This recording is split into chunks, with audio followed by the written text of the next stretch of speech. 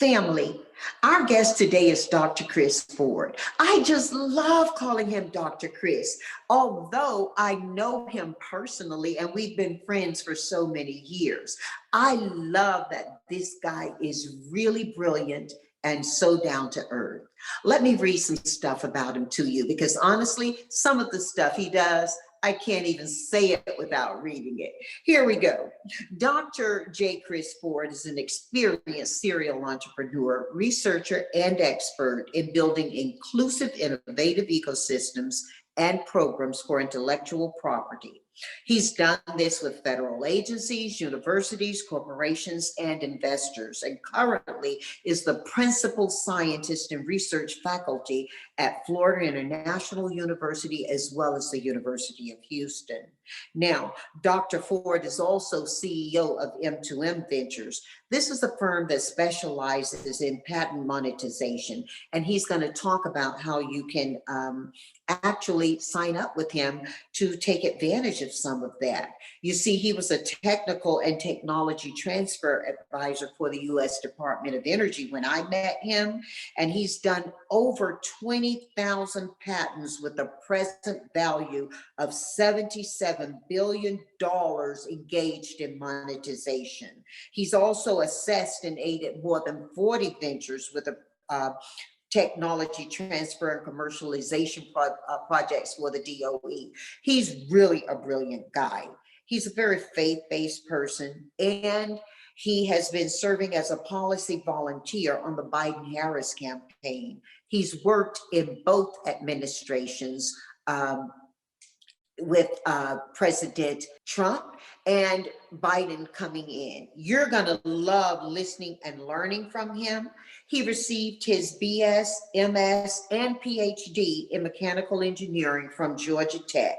He got his BS in mathematics and a dual degree in engineering from Morehouse. So he's all educated up, but importantly, he's also one of the best, most wonderful humanitarians I've met. He's also one of the greatest humanitarians I've met. And I'm really excited to have him here with us. Joining us right now is one of America's most successful female entrepreneurs. Special guest speaker today, the first African-American woman to own a billion-dollar company. Her name is Janice Bryant Howroyd. She's the founder and CEO of Act One is one of the largest staffing companies in the United States. She's now ranked by Forbes as second wealthiest self-made African-American woman in America, behind only Ms. Oprah Winfrey. And she spent almost 40 years helping others find work. Janice, great to have you on the show. Wonderful to be here. Thank you so much for joining us. So, Dr. Ford, you know, nobody's going to really believe all that stuff is possible, except that they can Google and find it out.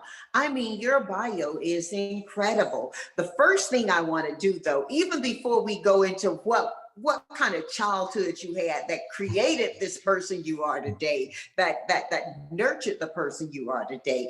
I really want to just find out a little bit that's on everybody's mind. You know, we're just about to transition administrations, and you've worked so effectively through several administrations, irrespective of political leaning. Yeah. And so what's it been like, the work you've been doing right now with Biden-Harris?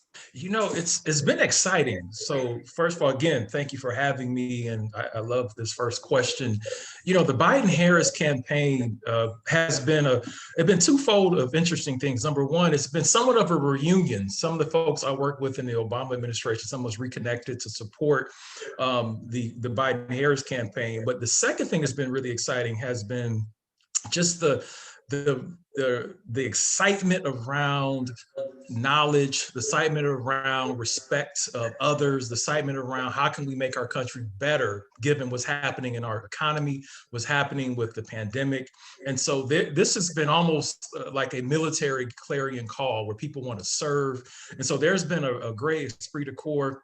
There's also been kind of unbeknownst to maybe the media is that there is a genuine interest to be inclusive Biden-Harris, beyond just the optics of Kamala Harris, our wonderful vice president-elect, there's been an intentionality in every policy strategy to be inclusive, to understand underrepresented communities, how they've been impacted, not only historically, but how do we move forward? How do we turn pages? How do we solve problems? And so that part, literally, I worked on multiple policies.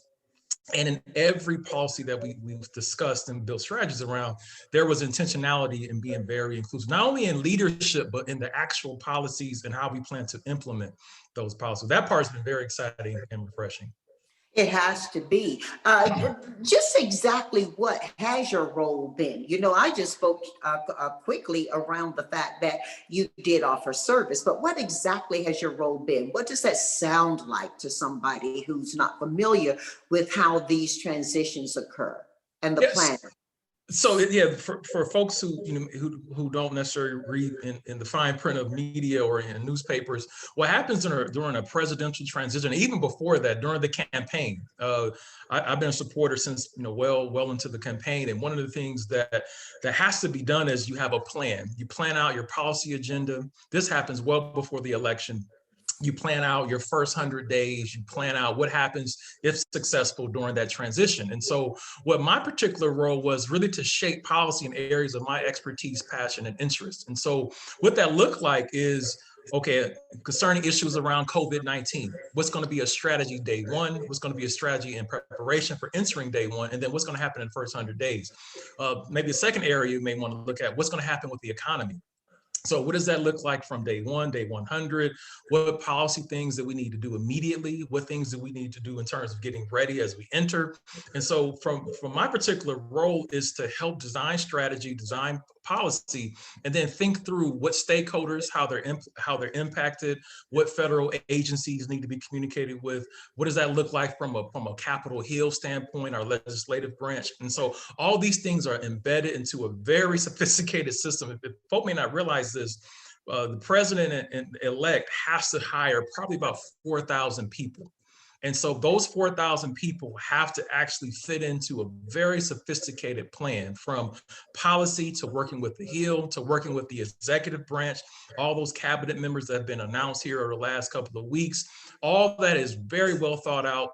Hundreds upon hundreds of people are part of the implementation strategy. Well, I'm in the workforce business, so hiring 4,000 people isn't as overwhelming to me. But what is amazing is the amount of time you have to do that within. So certainly some of that shadow planning has occurred before whether or not you won in the election. And what's that big book called? There's a big book that I forget the name of that actually has all 4,000 of those positions in it that have to be hired for. So if you can't remember, I'll certainly share it with folks. Your guess is as good as mine. I just know I know the office that is responsible. That there's a presidential HR office that is responsible for that. I am not familiar with the book. You got me on that one. So. And I know also that people can apply online if they want to serve in an administration. And because I have friends from across the political spectrum, I know that many of my friends, regardless of whether they're Republican, Democrat, or even not committed or to a particular party, are applying for service right now. There's just something about the season that we're in a global environment that people want to help us with. You are a scientist. Yes. You are also a man of faith. So maybe before I go into further the way people can serve in the administration, I want to talk about how you've served in your life. Tell us who Dr. Chris Ford is. Talk a little bit about growing up. We want to know the little boy before he became the man in front of us. Well, first, I would say, if you're gonna know me now, and even growing up, I love Jesus. Jesus Christ is my Lord and Savior. It's not just about a Sunday thing; it's an everyday thing. It's an interpersonal thing. It's how I treat people. I don't need to be able to announce that I'm a Christian. I would like to have left an impression that you will at least have a query of understanding who I am as a person and know there's a love and genuine love. But as a as a person growing up in Ohio, very humble beginnings, from Akron, Ohio. Growing up in Ohio, those who may remember, there is it's called the rubber town, rubber capital of the world. And growing up, I would smell rubber and bread. And so there was a bread factory right in the smack downtown of Akron, Ohio. And so for me, that the smell of science and industry was in the air, but also the smell of bread. And so those who have a Christian or Judeo-Christian faith, that smelled like manna. So there was things that I would smell. Literally, there was something magical about science, things magical about how do you make the world better. And so growing up, my parents, who have both of my heroes in my life in terms of planting seeds. My father, who God rest his soul just recently passed, was a very, very creative man, an artist. Was untrained, amazing artist, could draw, paint, anything he could see. He was very creative. My mother was a very calculating person. I get all of my reasoning, analytical skills from her, my memory skills from her, the ability to create things in reality as an entrepreneur, I get from my father. And so growing up in Ohio, where it was a lot of poverty, my parents were not college educated, but they put so much love and faith. I never was told I couldn't do anything. My parents, especially my mom, had one rule. If I started something, I had to finish. I was not allowed to quit. And so being in those very impoverished environment, I was able to dream and imagine. My first dream as a child was to be an astronaut. For those who may remember the Challenger explosion there in 1986, I was in kindergarten, and there was a woman on that, Judy Resnick, who was on that flight, who was from Akron, Ohio. She was a Firestone High School alum. And I remember reading about her and was so excited that she was from my hometown, and she was so brilliant that she was able to make that flight. Unfortunately, obviously she passed, but I was inspired by that. Maybe it sounds strange, seeing the explosion somehow inspired me to want to be an astronaut. I eventually did end up working at NASA for a period. And so, but that inquisitiveness, being able to imagine something that's not even there despite your surroundings.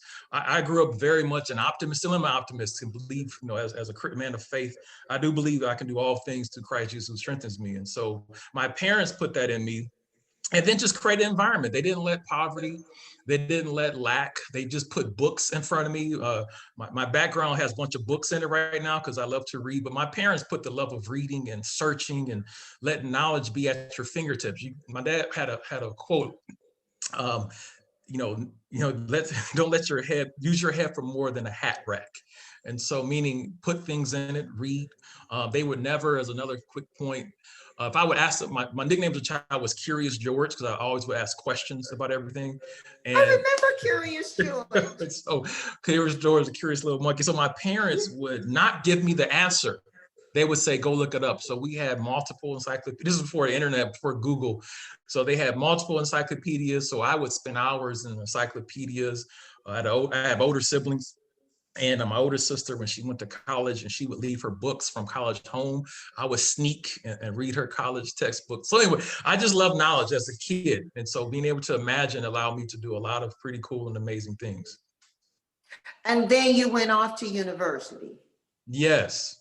So Morehouse College was the first place I received my first training in terms of education. And the story behind Morehouse, my father, my parents, both history buffs, both children of the 60s, meaning the civil rights movement. And so my father, as a small child, would play the I Have a Dream speech on a record, on a 45 record, for those who know what that looks like. And he would play that, the music, the tenor of that speech. And also outside of my bedroom as a child, my dad had a sculpture of Martin Luther King outside my bedroom. So I had all these images of Morehouse and Martin Luther King Jr., who was a Morehouse alum. And so I had a vision probably in the middle of high school that I wanted to go to a historically black college university. I knew I was going to go to college to eventually become an engineer, but I wanted to go to a black college. And so I did a tour in high school. And went to a number of historically black college universities. And when I got to Atlanta and saw the history and the mystique of Morehouse, I had to figure out a way to get to Morehouse. So by the grace of God, I ended up winning a Ronnie McNair scholarship. Ronnie McNair, who was a North Carolina North A&T Carolina alum. A&T, I did right. So who also died, unfortunately, on the Challenger explosion, but they had a scholarship in his name, and I was one of the fortunate recipients of the Ronnie McNair NASA scholarship. And so, can you talk a little bit more even? I mean, you go quickly from your childhood and seeing Dr. King and listening to Dr. King and living his message through your parents' guidance, and then you go off to Morehouse. But talk a little bit about Morehouse, because every person who isn't a student of it won't understand just how important Morehouse is in and of itself. Morehouse, so founded one of the schools founded by the Freedmen's Bureau. So for those who don't have a history of what happened after slavery, there was a number of institutions created to educate formerly enslaved Africans. And so the Freedmen's Bureau was one of the amazing bureaus that created a number of colleges. So Morehouse is one of those colleges that also has a connection to the church. And so Morehouse is an all-male university that is dedicated to raising leaders of men to be well-learned, to be also well-rounded. So it's a liberal arts college. And so one of the things about Morehouse, for those who've never been or haven't ever encountered the institution, we have weekly meetings every week at Morehouse that we hear great speakers that tell you about leadership, about being great at whatever you do. You're a call to service to make your world a better place. And so for your time there, you get indoctrinated with a message that you can do amazing things and that you can be a leader and that you can do great things. And so in addition to that, as freshmen, you have also a second seminar, a freshman seminar that does the very same thing to indoctrinate you. If you want to, put it in juxtapose to this society, for all the negative images that you may see for the Black community, Morehouse completely destroys that. You are inundated with positive messaging, imaging, and you leave there. The joke they have about Morehouse, man, is that we are overly confident, and that may be in terms of what you're used to seeing in terms of how Black men are perceived in media. But when you know your history, that you know who you are, we celebrate our strength as men, as leaders of our community. And so you leave with a confidence. You walk with your back straight. And so Morehouse Beyond, whatever degree you may choose from there, you are left with this fraternity-like experience of you are a call to serve, to do great things, and to be leaders of whatever you may choose to do, and have a responsibility of doing great things. So that is one of the reasons that drew me to Morehouse, was that experience from being a place. And Dr. Ford, help me understand if I'm correct on this. Many schools have a matriculation challenge. Morehouse hasn't been one of those schools that's suffered from that so much. Most kids who enter as freshmen leave as seniors, graduated, don't they? I haven't seen the most recent stats, though all schools have had its challenges, but Morehouse, it'd be interesting research study, but they have done a really good job. And maybe the short answer is the community that it builds. So I'm my brother's keeper. Those things are serious and real. If I've never met a Morehouse man, I see him on the street right now, there's an already built-in love. So I think there's a community effect that is there, maybe as a part of, Morehouse has a tradition of taking gems or diamonds in the rough and taking them through a crucible of time and pressure to buffer them into greatness. And so I think the leadership and the administration, though some things have changed, I know there are some who are still there that have a true call to see that young men become great and are loved on. So it would be interesting studies of why Morehouse is. I've been asked some questions like that in different framings of what is different about Morehouse and how some of the outcomes seem to be somewhat immune to other things that other places may experience. And one thing I will say before we leave the subject of Morehouse, and you have certainly illustrious alum who join you, who our family can Google Morehouse and see. One thing I will offer up is that when men leave Morehouse, they take that same character of leadership and spirit of community into their workplaces, their homes, and their communities that they live and serve in. And I've witnessed that. I have yet to meet a Morehouse grad who does not give beyond his talent around a career. There's always the community engagement or the service aspect of how they live. So there's definitely something in the formula. Indeed. Indeed. Maybe to add to that, if some of the, great men who have led that institution, who have shaped it, Benjamin Elijah Mays, you'll see his statue there, matter of fact, right in front of Graves Hall, where is the honors freshman dorm. Those who went to Morris know what I mean.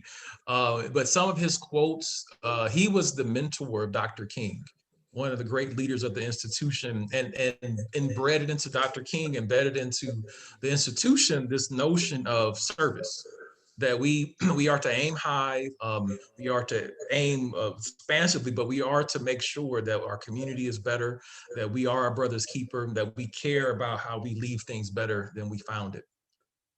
Well, you've certainly done that. I think you are really an illustrious alum, and I'm sure your parents had years of joy, knowing the direction you were going.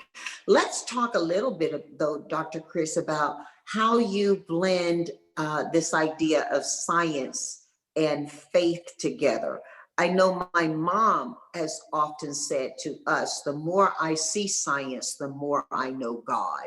I wouldn't relegate you that simply to that thought, but talk with us a little bit about how you're such a strong man of faith and such an accomplished and serious man of science. It's interesting. So, and probably in our current 21st century mindset, we see maybe a divergence between science and faith, given our current political and social climate. But if you go back to, say, the 18th century as an example, the men that shaped science were also men of faith. And so, for those who've taken physics or especially thermodynamics, Max Planck's constant, he was a man of faith who actually, Max Planck, in his pursuit of seeing a universal constant, he pursued that from a belief that God had created a universe, that actually there was some sort of universal constant out of it. So his faith actually drove his science, actually. And so for me personally, my relationship to Jesus Christ actually came through the observations of the laws of thermodynamics. And so as any person growing up, especially with family from the South, you've been introduced to Jesus from the time you were born. But the question is, when did you have a real relationship, a personal relationship with Jesus? And so I remember in literally my first year of graduate school, taking an advanced thermodynamics course. And the professor made a statement about the second law of thermodynamics and made a statement about heat travels from hot to cold. So meaning that if you put a warm body near a cold body, the cold body will actually warm up in temperature. And so he made a statement about that and then made the point, well, that's just the way Mother Nature made it. And so the Holy Spirit at the time, that wouldn't necessarily call this voice the Holy Spirit, but the Holy Spirit said, well, who is Mother Nature? And so that one question haunted me. So by this point, I have a degree in. So are you suggesting that God is a woman? I don't know. Keep going, Dr. Keep going. The notion of God and the creation. So I was literally in a dumbfounded. I for weeks just thought about, and mind you, at this point, I had an undergraduate degree in math and engineering, mechanical engineering from Georgia Tech, and I could understand the laws. I could write out all the equations, and so I end up looked at the equations, and from my interpretation of the laws of thermodynamics, I concluded there had to be some entity that destroyed all the chaos and what we would call entropy in engineering. There had to be some entity that had to be to balance the equation. And so for me, the entity's name is Jesus. And so I had this moment, I was started to have a faith discussion through the lens of science. And so you were at Georgia Tech then? I was at Georgia Tech then in grad school, my first year of grad school. And so God spoke to me through the laws of thermodynamics. And then I had to, I had all these notions about God that caused me to want to study the Bible, not just be at church and reading the scripture along with the pastor, but I wanted to study it and learn it for my own self. And so I convinced myself of the existence of Jesus Christ, first from a framework of science, and then confirmed it in the scriptures. And so it was so for me, there is a natural marriage between faith and God, and I can see Jesus Christ in the laws of thermodynamics. So wow. Let me ask you a couple of questions. One being, as you are a follower of Christ, many of my friends I've met have a great respect for Christ, even if they're not Christian, regardless of their faith relationship. And my friends tend to have faith relationships. Regardless of their faith relationship, they respect that Jesus was a man on earth. Yes. And had some really cool ideas. Mm-hmm. How do you place your faith in Christ and being a Christian alongside, I'm sure, the many people of faith you meet who are not Christian, or those who are absent a religious relationship? I look at God and my faith in Jesus Christ. Now, I'm convinced of the scriptures that, those who want to receive God and receive heaven come through Christ. Now, that journey to get to there looks different it's as infinite of many ways as that we have uniqueness of our own fingerprints. I think there's a unique path that we all come to our relationship with God, and if it's his will for us to have a relationship with Jesus Christ. And so my encounters with the faith, I'll tell you a story in grad school that sums up really nicely. There was a Muslim gentleman who we shared an office in grad school, a devout Muslim. And one day, we had this very conversation about, he said he respected, the people of the book. And he talked about respecting Jesus as a prophet. And he shared on his faith about Muhammad.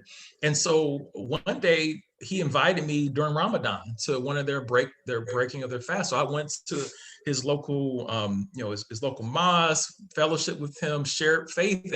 And so we shared food. And then a few weeks later, or a few days later, I should say, we then had more conversations about faith. And so me fellowshipping with him did not dilute my faith in Jesus Christ. It actually, we exchanged. I talked about Abraham, how his lineage eventually leads to the Muslim faith, and how I'm a child of Jesus Christ. And so he marveled at my convictions about Jesus Christ and my love of Jesus Christ. And to be frank, we got to one point in our discussion, it was never hostile at all, very loving and kind, where the issue of the cross, it's the issue of the cross. And we talked about sin and the remission of sin. At that point, that's where there was a divergence. I said, I believe my sins are paid for by the work that Jesus did on the cross. And I'm convinced of it. That is the gospel. That is the good news. And so that is where there's a divergence. He doesn't believe in the resurrection. I believe in the resurrection. And so it's okay to believe. And I'll say this way, as a people of love and family, in families, we can have disagreements, but still be in love. And so we lovingly disagree, but that didn't change how I loved him or treated him or how he treated me. We just, as family members, we decided to have a disagreement, to agree to disagree. But I didn't disrespect him. And similarly, those who made of other faiths or don't have a faith, my call as a Christian, and my conviction and being convinced of the gospel is to love.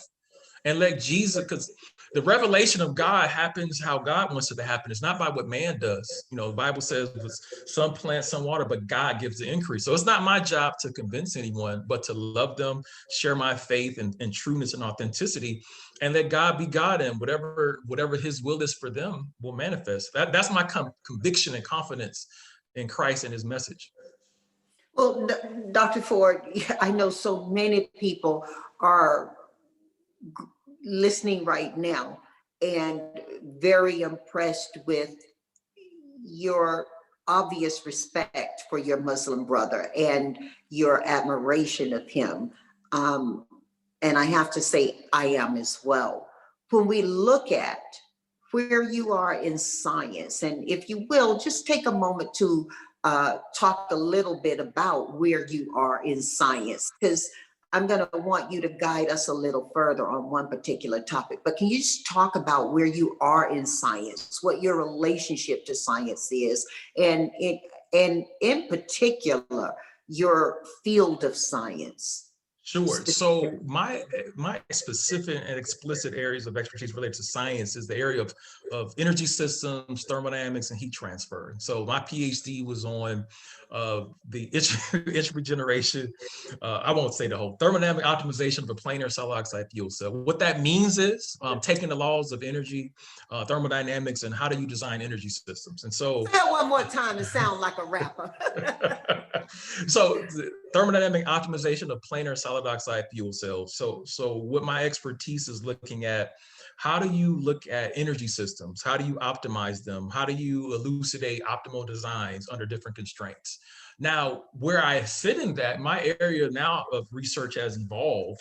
My secondary area is related to what's called technology transfer commercialization. How do you take all that amazing science and then translate into products and services? So how do you take a fuel cell or battery, as I just described, and then convert that to a business? And so there is a translation. I remember you facilitating and escorting visits I had at some of the national labs. Maybe Yes. you need to talk a little bit about the national labs as well. A lot of people aren't familiar with them, or even nor do they even know they exist. If as much as you're able to talk. Yes. You did a lot of work. You did a lot of work with I did research for years for the Department of Energy, National Energy. One of the labs is the National Energy Technology Lab in Morgantown, West Virginia. I also did research for the Navy, Office of Naval Research out Naval Underwater Warfare Center out in Northeast in Rhode Island. And so my area was, how do you design energy systems for different applications? So for Department of Energy, it was about designing futuristic power plants that were able to use clean coal technologies to create new power systems. For the Navy, designing weapons that could travel longer, and so using some alternative energy systems. And so I spent years working for labs, and then that allowed me also to understand how to create knowledge, how do you create science and products and services. And so I transitioned to the translation of that research into products. So I worked for the Department of Energy for 5 years, helping folks partake of our national lab infrastructure. We have as a country about 40 federally funded research development centers across the Department of Energy, all the federal agencies. The Department of Energy in particular has 17 national labs, of one which I worked at. And what I worked on for the Obama administration was helping businesses, helping entrepreneurs, helping universities partner with these labs to do, say, if they were interested in energy research, there's a whole energy portfolio of labs that do energy research. If you're interested in cybersecurity and technology, there's a whole portfolio of labs that do cybersecurity related research. And can you partner with them, learn about that research, and then can you figure out a pathway to commercialize that research? And so one of the biggest and it goes everywhere from oil and gas to thermal to anything that basically uses an atom in energy, doesn't it? Exactly. So the amazing thing about, say, for the Department of Energy specifically, it's not just energy. So it can be all forms of energy, alternative, oil and gas, as mentioned, but it does research around materials, technology, information technology systems, cyber, biotech. There are a number of products on the market right now that are fighting COVID-19 that were invented at the Department of Energy. They made glue that didn't stick well. And so as a research and development organization, they were able to figure out a commercialization path for glue that does not stick well. And as it turns out, some very smart assistants were able to surmise that this will, as I got post-it notes in my office here. So we're able to use that. So, and that's in my books. Absolutely. So, and that's a simple example of research that some people may not, there may be something invented that you may not see, or the lab or the researchers, they may not see a direct application for, but some amazing entrepreneur, some very creative researcher could imagine a different application for.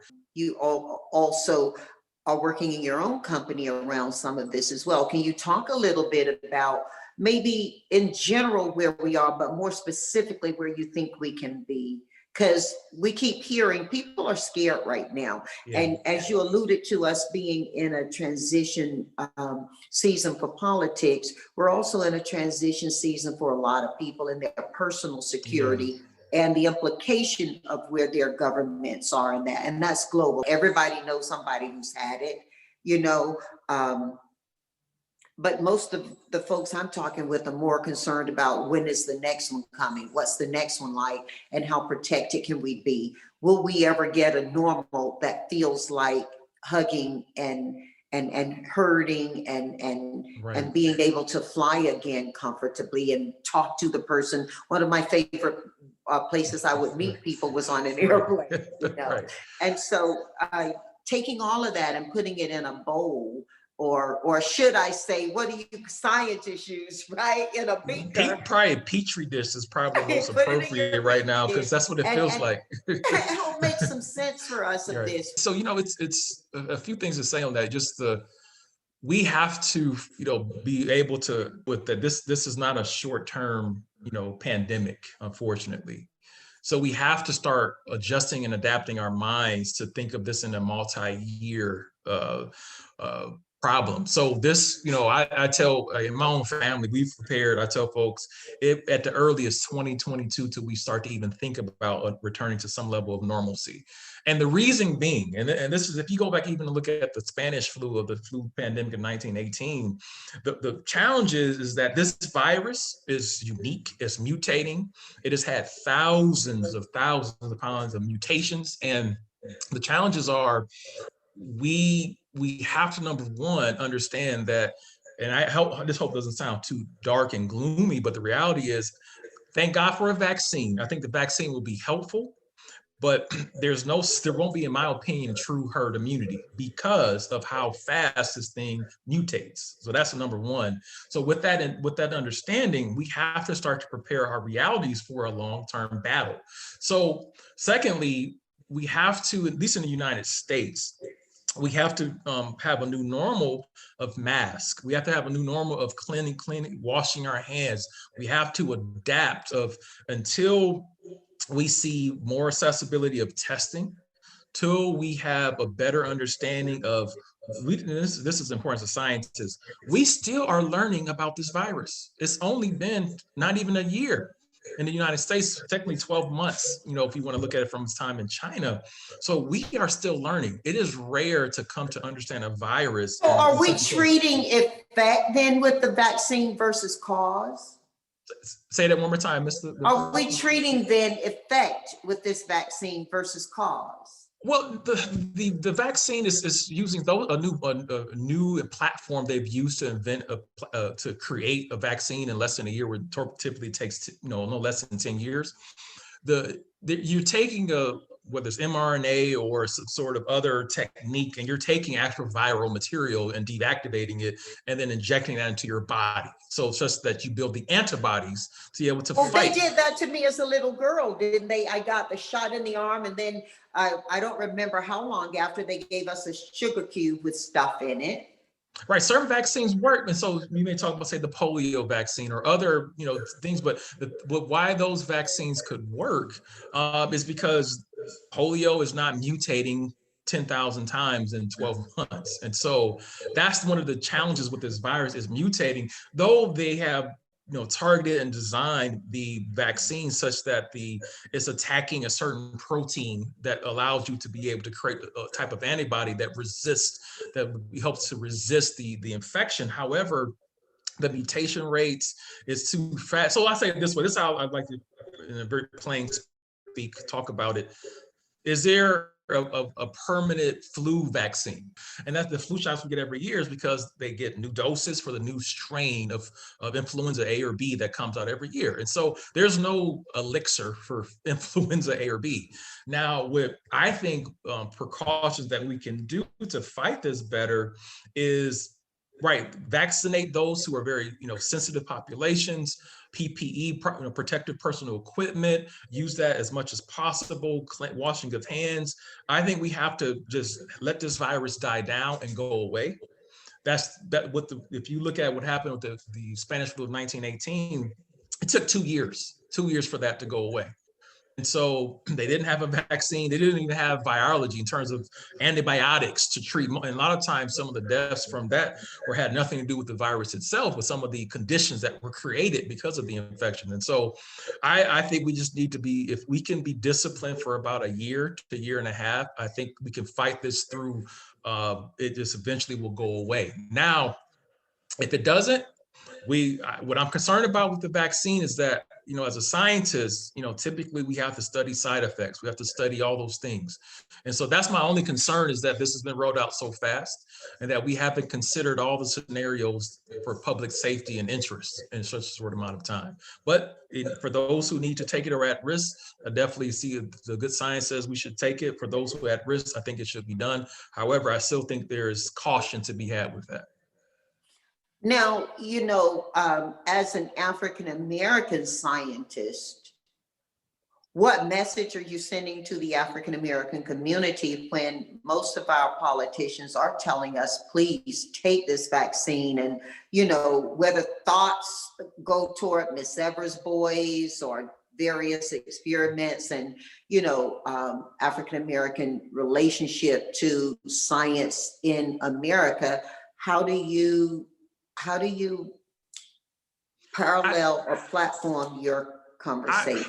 Because you weren't speaking in terms of African Americans, you were speaking in terms of a whole global population. Right. However, you are an African American, yes, highly respected scientist.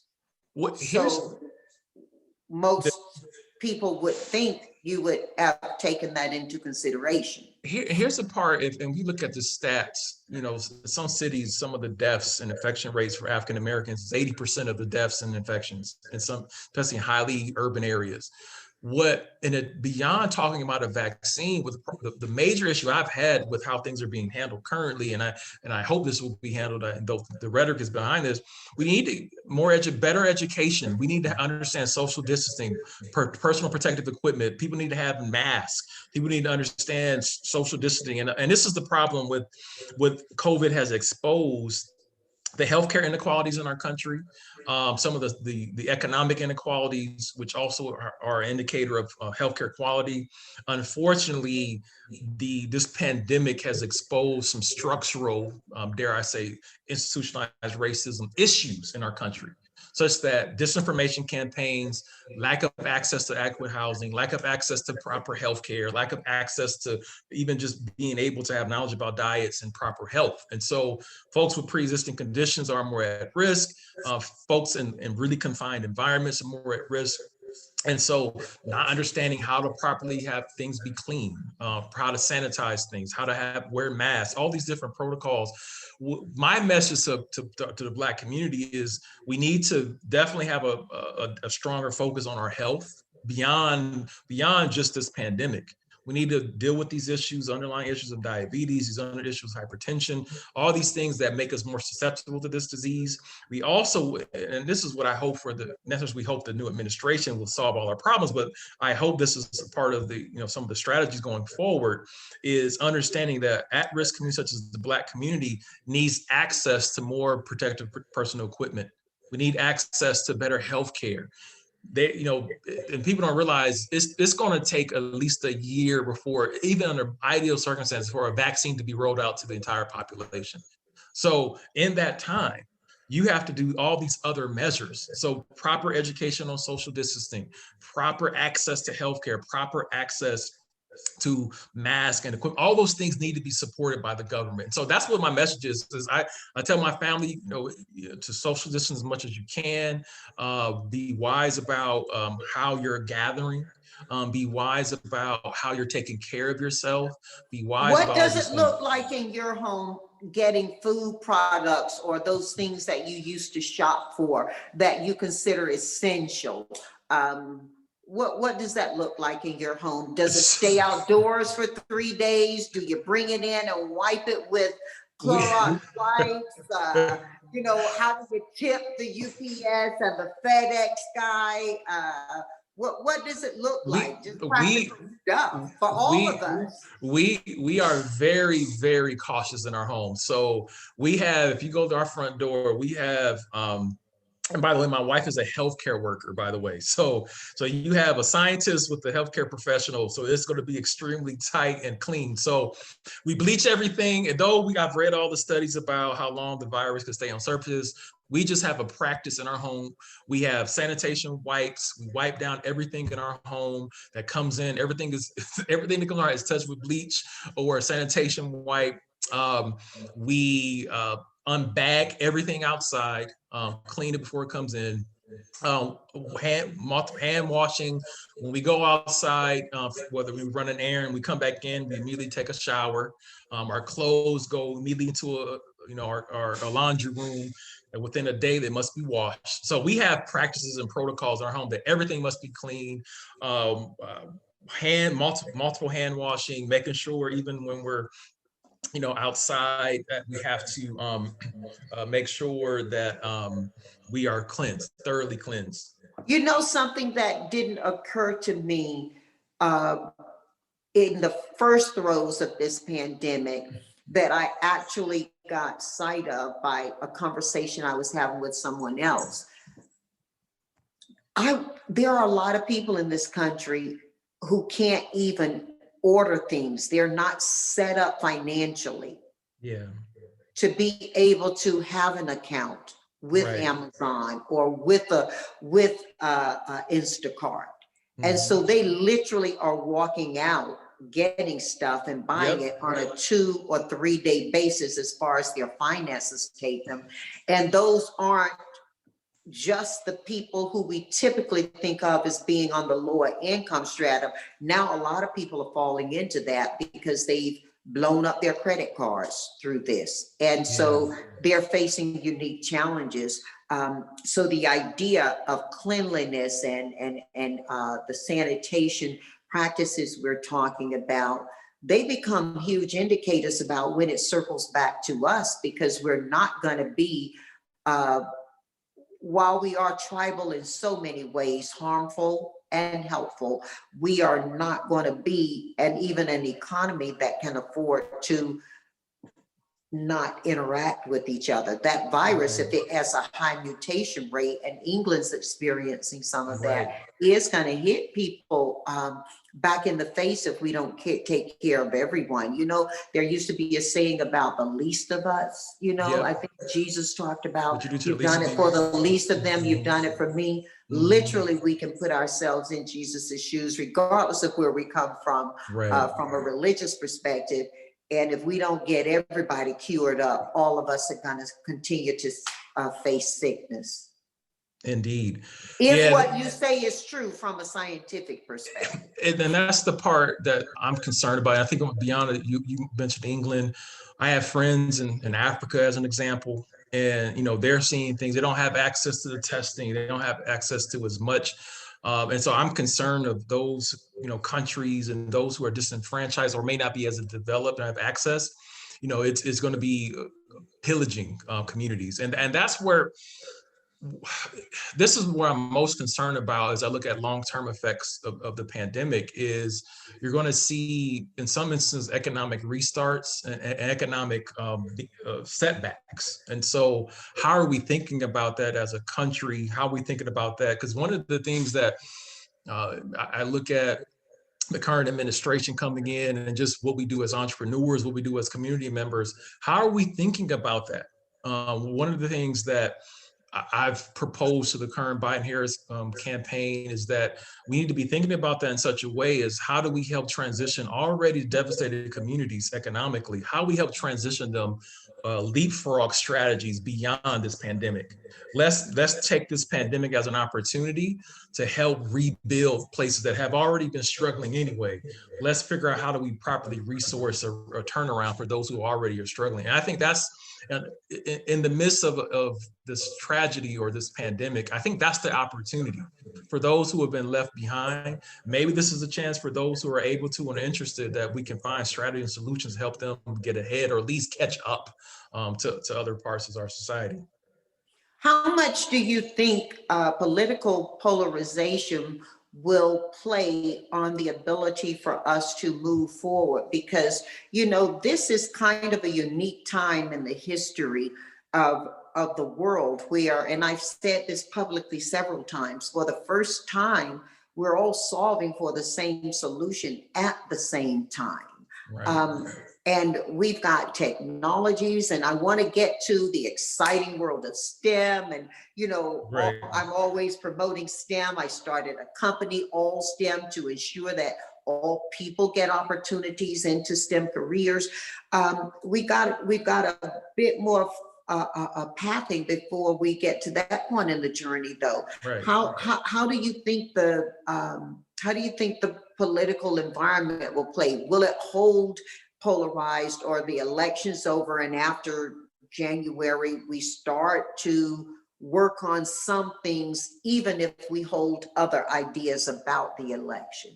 Is that big for you? Are you crystal balling, or do you have any historic perspective to share forward on how we operate as people? I do both. I said some historical precedents and some maybe a little bit of crystal ball. I started with the latter first. So what I see now, especially if you look at the state of Georgia, which has had about $600 million invested into the Senate races there, with Pastor Warnock and John Ossoff running against Kelly Loeffler and Kevin Perdue.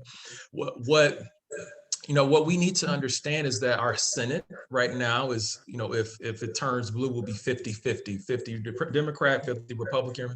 And that now with an executive branch that allows for the president of the Senate, which in this instance with Vice President-elect Kamala Harris, she will have the casting vote to decide 51st vote to break that tie.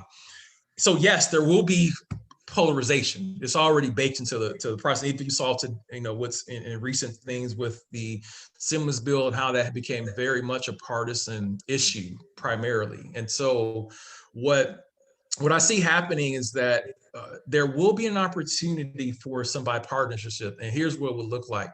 Things related to economic recovery, there will be different ways that folks want to see that happening, but things that create jobs, things that help businesses to create jobs, things that help our economy go forward, I think that's where we see a lot of our partisanship. Are they going to be calling me?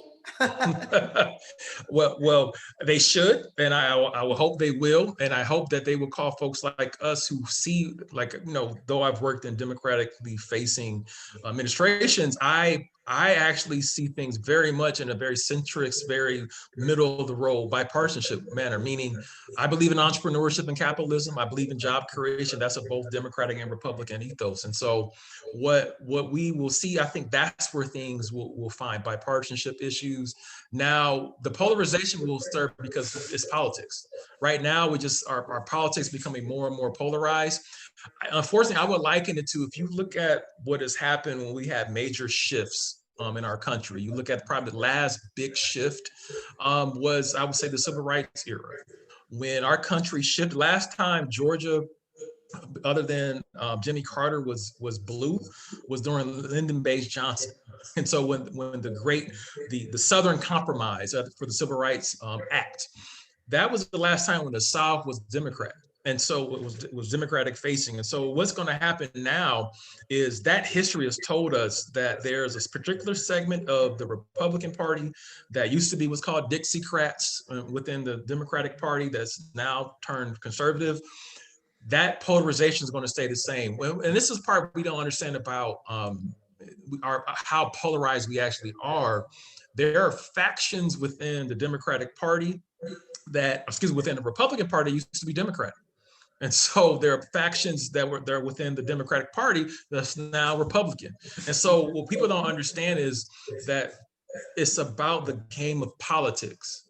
So it's not about red or blue, it's about who has power and who doesn't, and how and what are the mechanisms by which that power is had. So I'll give you an example. Maybe my crystal ball is that those very conservative Democrats will be very powerful.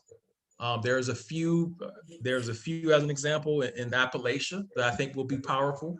There'll be few who are out west who are Democrats with very conservative values. They will be very powerful, and as you align with them to get things done or their strategies, I think you'll be very successful.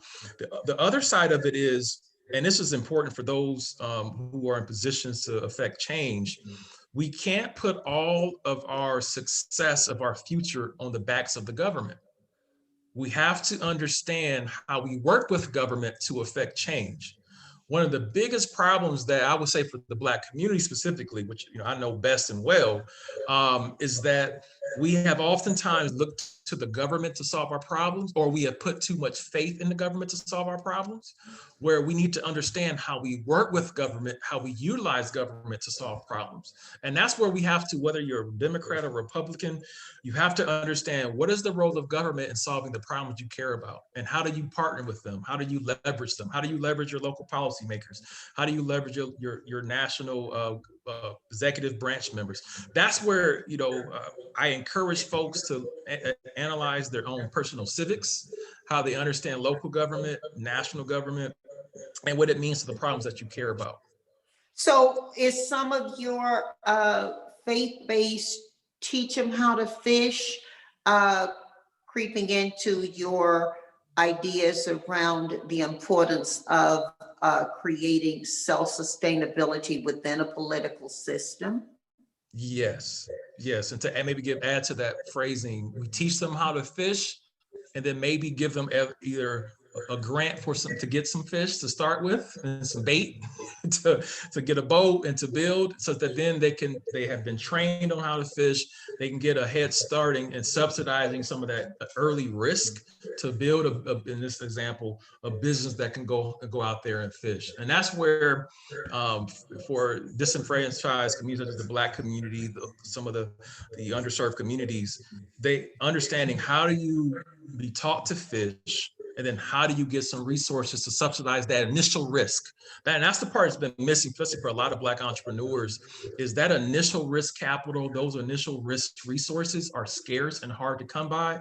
But if you got an entrepreneur who can be taught how to fish, in this example, and then get some resources to get a boat and to get some fishing reels and to get some bait, so they can get started, then they won't need, have a thriving a fishing business conglomerate in a few years. So that's what I'm advocating for.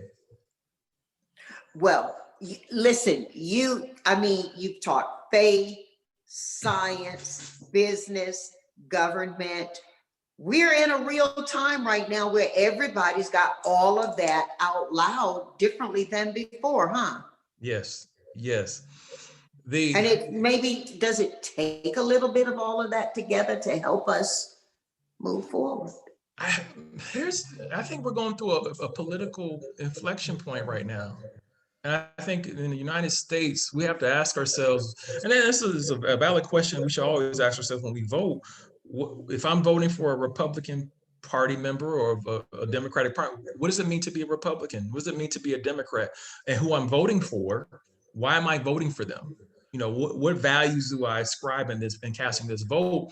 I think right now, as an example, the Democratic Party needs to be a party that reimagines how it talks about faith, that reimagines how it talks about business. There's rhetoric that says Democrats demonize successful entrepreneurship. And so they need to reimagine that conversation and then have a policy framework, which I've supported and helped craft policy framework to do these things, but to have a policy framework that supports entrepreneurship, that supports helping to pick my brother up when my brother has fallen, and do in such a way that you're not having them be dependent upon you as a federal government, but teaching you such that you can be self-sufficient. So it's about a policy framework and a messaging that needs to change. And I think the benefit of our current politics that is forcing us to re-examine that. And I think that's a good thing. So you continue to look for the good in every circumstance. You're finding the good in this moment. Absolutely. I have been through personally a lot of rough situations. I shouldn't be where I am today, but it's because beyond my faith in God, I just have a faith that God has a plan in me. And that's another, there's two parts to it. You can believe in God, you can have a belief, but you also need to remember God believes in you. Even when you, even when you're not perfect, even when you have fallen, God, I'm every person, I don't care where you are in this world, what you've done, what mistakes you've made. I sincerely believe God believes in you. And so with that faith, even in my own mistakes and God's grace, I believe even that, say folks who don't like the current president or didn't like a certain political party outcome, you're not limited to what you can do in life. I believe there's good to be found in every. I found even, though I'm democratically leaning, I found opportunities to partner with my Republican brethren who worked in this past administration, and we got along fantastic. And so you have to look for the good. To maybe to tweak what you said, Ms. Janice, is we have to be seeking and looking for the good.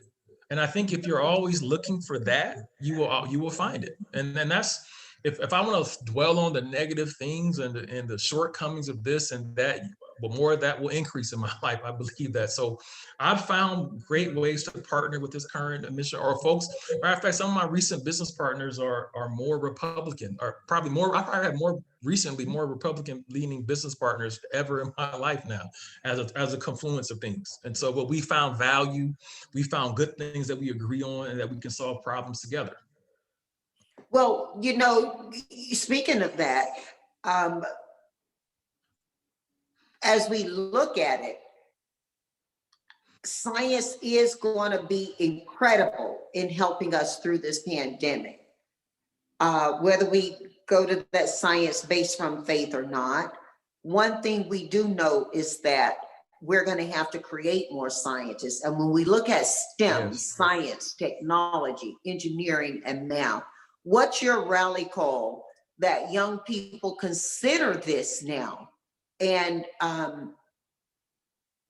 across their ethnicities, gender, we need everybody in this, don't we? We don't have, just cold hard facts. We don't have enough white folks who dominate, white males in particular, who dominate the STEM field. We don't have enough of them to fulfill the needs of jobs, to fulfill the needs of businesses to be created, faculty positions to be filled, positions in whether in any. You mean when we count population? Yes. It doesn't add up to enough people to fill the jobs. No, it doesn't add up whatsoever. And and another thing is that science, and this is one of the things I love about science, and why all people at all races and creeds need to get involved in STEM and as a science is always contextualized by your personal experience. And sometimes people forget about that. Sometimes even when we talk about STEM, we sometimes dehumanize it a bit, meaning when I taught at the university level, or when I tutor folks in whether it's science, math, or science, I always make an effort to contextualize it to them personally. If you can contextualize it personally, it will allow you to imagine solutions and strategies. So as an example, some of the challenges that we faced in health, I'll give you an example that's really passionate to my heart. There's a lot of healthcare and reproductive health issues in the African-American women community. A lot of issues with reproductive health. Some of the challenges and why we don't see more research being done in that area is because we don't see more and more African-American women becoming scientists and biomedical engineers and physicians in these areas to do research in that. And so we need everyone to solve all these different problems that we have in terms of a contextual framework. Another opportunity, and this is probably one I talk about most about STEM, is we've done as a country a pretty good job about STEM education, not great, but okay job. The greatest opportunity is actually STEM entrepreneurship. We don't have enough folks who are trained in STEM, who can also speak the languages of business and commerce, who can help translate that science into a language that a business person can do well with. That is by far the greatest opportunity for those who maybe don't want to spend their lifetime in the lab, they can have multiple career paths having a STEM foundation and can do very, very well. And so that's where my message is now. That's what's the shortest, the greatest opportunity is. Wow. I'm loving hearing that, because when I look at many of the people who we work with through my company as candidates, as applicants, over 70% of them have their own websites and no company attached to it. But there's definitely the idea of branding in there, or of their imprint, right, on an outcome. So that's a big message. I hope everybody's really listening to that and can think about it in an intentional way, not just ideologically. I may give some examples, and these are white male examples. Elon Musk, who's in the news quite often, his background is obviously STEM, but his passion is for business. And one of the things that I see for the African American community specifically, we have done a decent job of encouraging education. And, your example needs to be celebrated more, that you took a passion for people and turned it into an amazing business. And so people don't understand that the greatest, and this is the greatest thing about knowledge, is that if you can take your knowledge and apply it, especially in business, that's one of the greatest things you can do. And so Elon Musk has created $1 billion worth of wealth doing that. And so I want to see Black folks and folks who have been disenfranchised own their knowledge, not only just their ability to work for someone, but own it in such a way that they can make money from their knowledge. And a great number of our family listening to you right now are young women across all ethnicities. This is a huge opportunity for women if we listen and then act on your ideas around STEM entrepreneurship, for us to solve a lot of the other things that we look at. Yeah, it is. I my couple other hats I wear. As I'm a principal scientist, and as mentioned from my bio, and I work on faculty at Ford International University. One of the things I do there, I run a program to incubate new technology and new ideas. And I've been doing this for the last couple of years.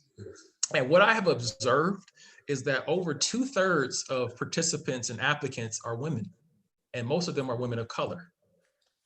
And the thing I have observed and just observing them is that they're just as brilliant. Okay, there's plenty of, matter of fact, one of my favorite points I raised with them is that women have shown to be better investors than men, much more successful at managing things. And so why not take that expertise? If you can figure out a way to invest money and manage it superior to others, why can't you apply that to running a STEM type of business? And so I am very encouraged for the future. And I think the future is women of color in entrepreneurship. The stats are speaking to that in terms of education rates, the proclivity to entrepreneurship.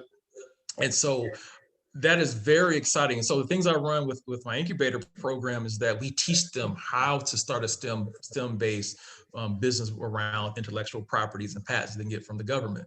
And so once you start to demystify that, connect it with their strengths and talents, I think the sky's the limit. So that's what I'm most excited about, even, as I have a young daughter, and I want to see her one day be an amazing, whatever she wants to do, but I think she'll be an amazing entrepreneur. But women of all ethnicities can apply, yes? All people, all folks, anyone can apply, absolutely. Not just women, everyone's ever inclusive. So you're going to tell us how to do that right now?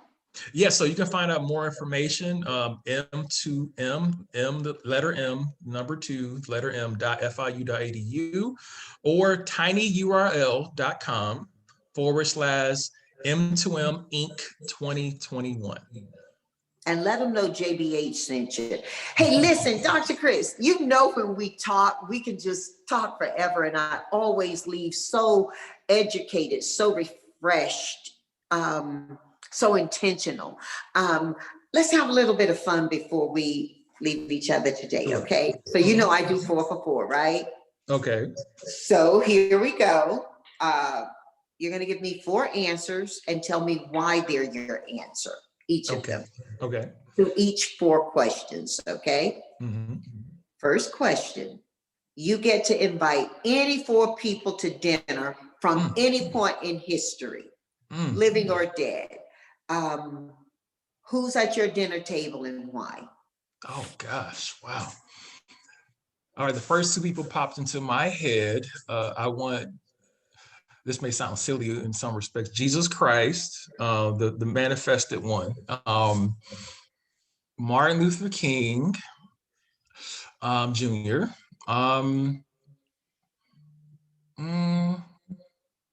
Abraham Lincoln, and Nelson Mandela. Wow. Okay. All right. Well, look, it's gonna be you're gonna feed them in your man cave, huh? No women at that table. I'm sorry, you may speak to how I'm shaped, right? This is your dinner. This is your dinner. Hey, now you gotta say why each of them. I have questions. So Jesus, number 1, I have questions for Jesus not in the Bible. So that can't be found in Bible, Dead Sea Scroll text. So I'm a student of the Bible and history, and I just have questions. Some things I imagine would be answered in heaven, but things while here on earth, I would have some questions about. Why don't you share a couple of them if you're comfortable to? You never know. Maybe somebody can help your thinking on that.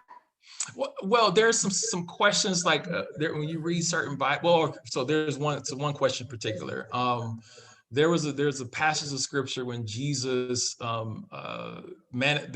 Jesus was up in the mountain, and the Holy Spirit descended and manifested Joshua, Moses. I have just questions about that, just about the whole experience, the encounter. I have questions about when he was between the ages of 12 and 30. Where was he? What did he do? What was Joseph like as a father? What was Mary like? It just the humane side. Yes. I have the things are not written, and it's a lot of mystery around that. Leading folks as a leader. How do you think about it? It's not talked about Jesus, but I think Jesus was an amazing leader. If you think about it, to be able to captivate someone and to follow you with the message for years, and then to leave 12 men and probably other followers with a message. I mean, just as a man, as a leader, and then as dealing with things as a man. The Bible says he suffered in all ways as we suffer as men. And so I just have questions as a man. How did he deal with his different male suffering? So that's one. Jesus. Martin Luther King, I mentioned him earlier. He is a central inspirational figure. And maybe this is a great psychological evaluation of me, but just as you saw, my four answers were men. But I admired why Martin Luther King? I would want to know just this leadership question, just around living a mission that costs you so much.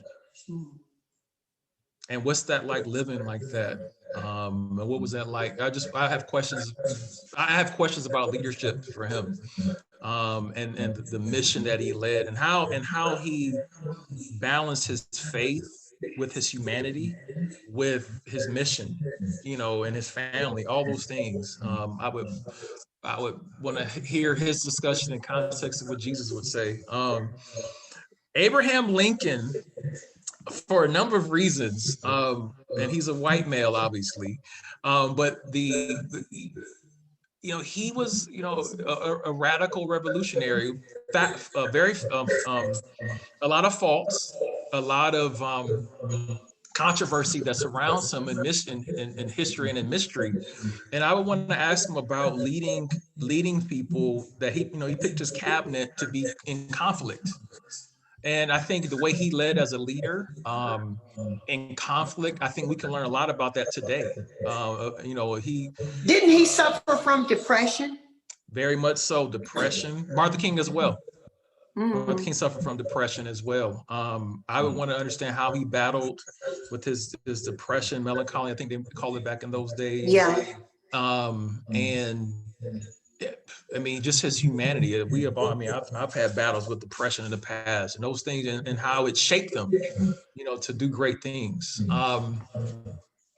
And then Nelson Mandela, and why in putting all these folks together. Maybe I to talk about why all of them together. Again, as you said, the theme for me is leadership. But Nelson, he overcame, think about this for a minute, he overcame institutionalized racism like no other leader has in history, to my knowledge. Maybe Abraham Lincoln to have an interesting conversation about that subject. And I would actually want to hear them talk about institutionalized racism. Nelson Mandela and Abraham Lincoln talk about that, and talk about the compromises that Abraham had to make to keep the Union together, and in light of institutionalized racism, and then things that Nelson had to do to fight institutionalized racism and to lead folks who had competing values and interests in that. And so those things, and why all them all together, I think some of the greatest things we can do as humans is to learn how to be a better leader. For me as a man, those are men who I historically look up to and take a measure from, and who I hope to leave a legacy that would bring them, make them proud. And so those things, those things are really leadership and servitude are things that are genuinely passionate in my heart. Wow. Well, you know what? I have to give you 5 people at that dinner because I want to come. I want to hear some of that conversation too. And Def, you're invited. Yes, you're invited. Listen, Dr. Chris, we're going to go 2 for 4, okay? And tell us that I really am opening the door now, talking to a scientist. Tell us what you're reading right now. What 4 books are you reading, and what you recommend to us to read? Okay. All right. Well, I hate to say it this way. The Bible I'm reading right now, but I'm gonna tell you why. So, you should, if not daily, you should have a weekly basis to be filling yourself up with Holy Scripture. And that wisdom and the holiness of that word, it keeps me grounded. It keeps me, and one thing, I'll even get a little more specific. I'm reading right now the book of Genesis, even deeper, and reading things about the mystery of humanity in terms of how we work together as husband and wife, and being a father, and all those things, and what does that mean to me? What are the wisdoms of that? So that's one. I'm reading this book, and I have to pull up the name. It's a new book. It's on my phone. There was a study done by it's now called the Atlanta Business League, but it's a book written that studies African at the turn of the 20th century. It was a study done on Black businesses. It's a fascinating book. So W.E.B. Du Bois was a part of it. It was an amazing list of folks who put together this chronicle of the state of Black business at the turn of the 20th century. It's a fascinating, it's really a report on it, and it's a fascinating read right now. I'm thoroughly enjoying it. A couple other books at the 4 most recent probably things that I'm reading. This may sound silly because I'm a parent, but I'm reading a children's book, Bible, to my daughter.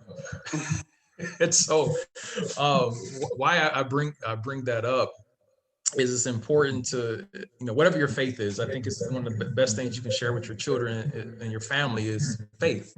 And so we, if not daily, but frequently, we go through a children's Bible together, and she's able to articulate her faith better. So as a father, that makes me most excited. And then probably the last one I'll share that I'm reading. There's a book that talks about, and I'm sorry, I'm bad with names. I just remember the information. I'm studying right now new economies. And so it's a study of, and I don't have it on this office with me right now. I'm looking to see if it's not here, some other. it looks at, it's written by MIT professors who are analyzing the new economy. What does it mean with the confluence of technology? And I'll send you a link and you can add this to this later. But it's the confluence of technology and what it means for emerging economies, and what it means to the workforce, what it means to business, what it means to income. It's a fascinating read of artificial intelligence, robotics, the confluence of what it means for government. It's a fascinating read on how we need to reimagine our economies, how we need to imagine work, how we need to reimagine business. So The Negro in Business, Volume 4. Oh, wow. Okay. All right. So are these 4 books also books you recommend to our family to read? I'll tell you, if I can find the other one. So I actually, for those who are African American, it's interesting. I would say this, the book on the Negro in business, for those who, especially who are African American business owners, and good for anyone for that matter, if you want to understand what was it like and the types of businesses that Black folks were doing at the turn of the 20th century. And so think of it this way, to look at, and this is important why you should read it, contextualize what types of businesses you're doing now as a part of helping to build a nation, to build a country. And so that's where, if you look at, and reading this book, it shows how Blacks were limited, maybe for various reasons, obviously, in the types of businesses that started. So as you read this, you should ask yourself the same question. Is the business that I'm doing, why am I doing this business, or why am I considering this business? And is this the best business that can be most profitable for my skill sets, my network, and those who I can be in business with? So that is you know, Dr. Chris, so many of my friends are white and want to be educated and informed and engaged in the lives and the opportunities and the struggles of their Black friends. And so I'm really glad that you recommend it for everybody to read, because I think it'll put some context to where their Black friends are now for our white friends to read these books too. It's not discussed well enough, because, you know, and I can share, there's stats to discuss this, but we don't have a discussion on why Black folks are having certain outcomes in business. And oftentimes it's not access to right partnerships. Maybe you need to partner with your white brother and sister, your Latino brother and sister, to start to maximize your skill sets. And that's where we're not, some of the limitations of Black-owned companies is that not having the right partnerships. And this is where we know that we bring value when we work, and when we partner with whites, the reverse can be true as well. Exactly. What are you listening to? What tell us 4 you're listening to and why? I'll tell you, because let's see, I got a new playlist of my favorite songs from 2020. And so I love R&B and hip hop, of course, gospel music, but for those who want to see a different flavor of what, so I got them listed. And not that I expect you to ask me this question, but I just have my list here. And so just my Apple Music playlist, my new faves. And this is also my family. We love these songs. So Trenches by Monica and Neptunes. Oh gosh, this song comes on, we go crazy in my house. Yummy by Justin Bieber. Loyal, Party Next Door, featuring Drake. And then this is I Don't Care, Ed Sheeran and Justin Bieber. So those are 4 songs. Ed Sheeran, yeah. I used to cry to his song, the one, Will You Love Me When I'm 70? Oh my God, I used to cry to that song. Okay, how old are your kids? My daughter is 3 going on 30, so yes. Okay, yummy, baby. And then last question, Dr. Chris, and I hate to come to the last question because it comes to the finish of this conversation, but we'll have so many more. Advice. You're going to do 2 things. You're going to give us the 4 pieces of best advice you ever received. Mm-hmm. And then would you please let us know what 4 pieces of advice you give to our family right now? Wow. 4 pieces of advice I've received and what I would give. Number one, I'm just thinking maybe chronologically, my mother's first piece of advice, one of the biggest things she's taught me is to never give up, to never quit, no matter the circumstances, to never quit. Number one. Number two, to own your knowledge. To own your knowledge from my father, to own your knowledge, own your knowledge. Number three, never allow someone else to define your value. Never allow someone else to define. There was multiple friends who have said that to me in different ways, but the takeaway is never allow someone else to define your value. Number four, it's not about you. And I've got this from multiple people, but but it's not about you. And meaning we should always think about others, not think less of self, but think of others. We should always think of others. Advice I will give to 4 pieces of advice I will give to other people. Number one is to love yourself no matter what. Love people no matter what. And those are in the same scenarios, same within the same vein. Love yourself and love people no matter what. Number two, never stop dreaming and believing. It's one of the, I could talk about how I see people who stop dreaming and believing and stop imagining and hoping. It's a sad place. Never stop dreaming, never stop believing. Work hard and work smart. Be ready to work hard, but if it at all means work smart. You only can control what you can control with your time. So work hard and work smart. Lastly, success never comes alone. It always comes in teams. Always be focused on evaluating your team, who's on your team, whose team are you on, and how can you be a better team member, whatever you're doing in life. Teamwork, as I said, teamwork makes the dream work, as I said. That is really incredible advice right now, especially when all of us have to be on the same team because all of us are solving for the same solution together. Absolutely. That is incredible. Well, I don't know if there's anything else you want to talk about or share in this moment. You've certainly been incredible in this conversation. Anything else you want to share? I just want to say thank you for having me, how much I love you and appreciate you and all you stand for and your family, how much you've been a blessing, inspiration to me. And all those things I've said, you probably have said to me in a different way. So all those points of wisdom. No, thank you. And just love you and your family and love my new family that you are affectionate family here. And I just also want, just keep everyone to stay positive, keep believing and stay hopeful even in this time. Wow, Dr. Chris, it is such a blessing to enjoy your company in this way.